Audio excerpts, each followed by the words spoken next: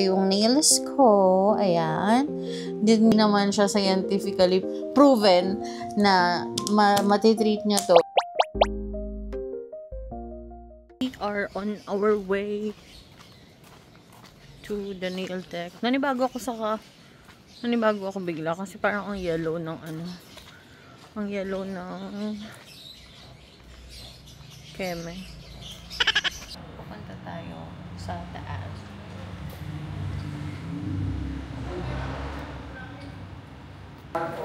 Sa bar.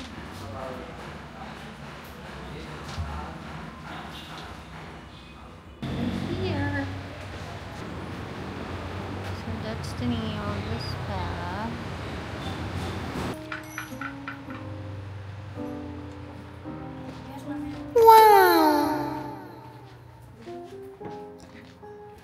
Ito po. Okay.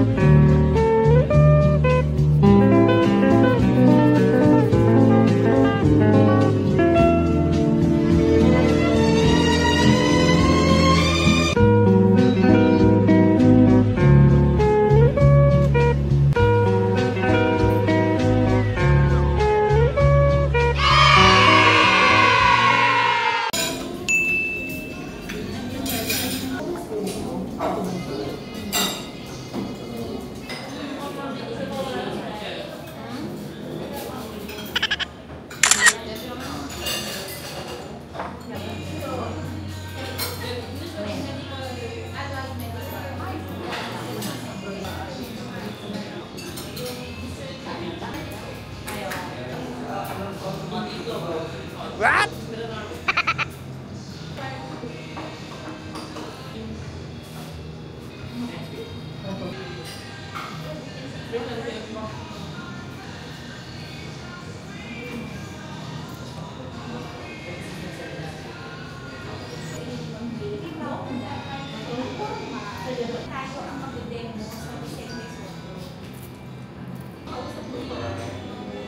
Ang juicy oh. Sarap. Masarap ka.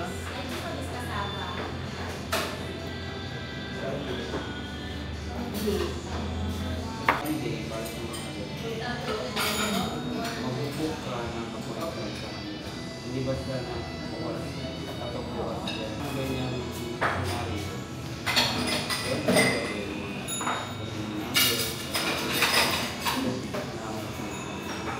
Para may lalabas sa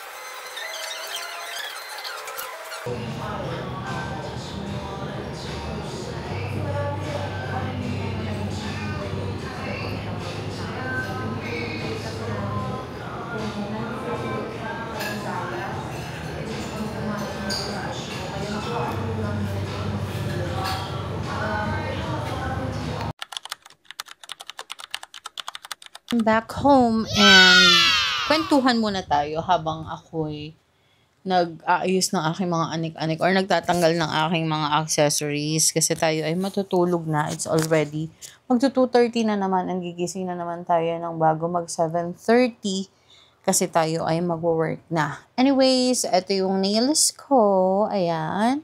Din yan sa sa Dream Haven. Yan ang pangalan kung saan ako nagpapaayos. Sa kanila na ako since bago pa mag-pandemic, I think.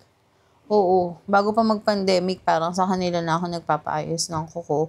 And, okay sila kasi. Mababait. Nice. Ganun. And then, ayan, magtatanggal na rin ako ng eyeglasses. And anyways, this is my face. Galing sa labas. So, umalis ako na 11, 12, 1, 2. So, 3 hours na siya. So, ayan pa rin. Maganda pa rin naman siya. And, ang ganda niya kasi meron siyang parang plastic,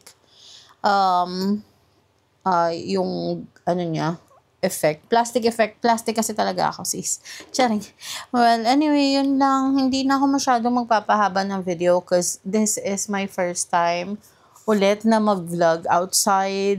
I'm using this camera and I tried to use it. So, parang nakakapanibago lang kasi usually kasi kapag nagre-record ako using my phone, kapag nakaganito lang siya, yung nakaganito, mukha ka lang meron ka video call. So, hindi masyado nakakailang. Pero, if you have your camera in front of you, medyo iba yung dating, tinitignan nila, ganon, na nagve-video ka, lalo na kapag pinapakita ko yung food. So, medyo iba siya, no? I don't know, pero sana masanay tayo ulit because I want to try again na mag-vlog ng ganito, naka-landscape. And tuloy-tuloy lang natin. Kasi nga, diba, try and try until you succeed. Until mamatay ka dyan. I can hear you, charing. Well, anyways, yun lang. Matutulog na tayo with this very beautiful face. Alam niyo, gusto ko na maghilamos, pero itutulog muna natin siya. Ganon. So, anyways, I will just include this. I don't know if I can make it a TikTok video, but I also purchased this ni mouth tape kasi ako nag-i-snore ako matulog. And isa sa mga naramdaman ko is kapag gumigising ako, tuyo yung lalamunan ko. So, this one, trinay ko siya nung Sunday. And what I love about this is, since napipigilan niya yung mouth ko na bumuka, na nakanganga, so medyo hindi siya dry.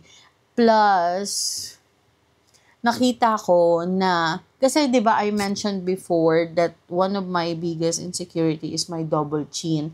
And sabi nila na kaya niya din i-correct, though hindi naman siya scientifically proven na matitreat niya to. It's because I think isa sa mga reason is kasi di ba pag nakanganga matulog yung baba mo nakababa.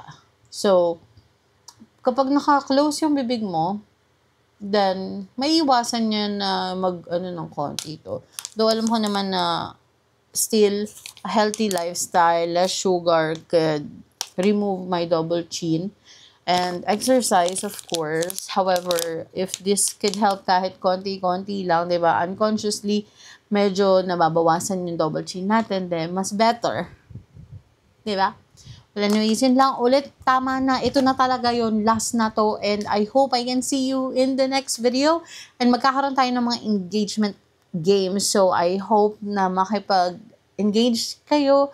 And you can win prizes. Because why not? And guys, please help me to pray to the Lord na sana maging successful ako sa work ko kasi it's really hard right now. Ang hirap. I don't know why, but it's really hard. Lalo na sa industry namin. However, I'm still doing my best to continue and to exert all the efforts para maging positive. Thank you so much for watching again and spread love to the world. Yun lang. Bye!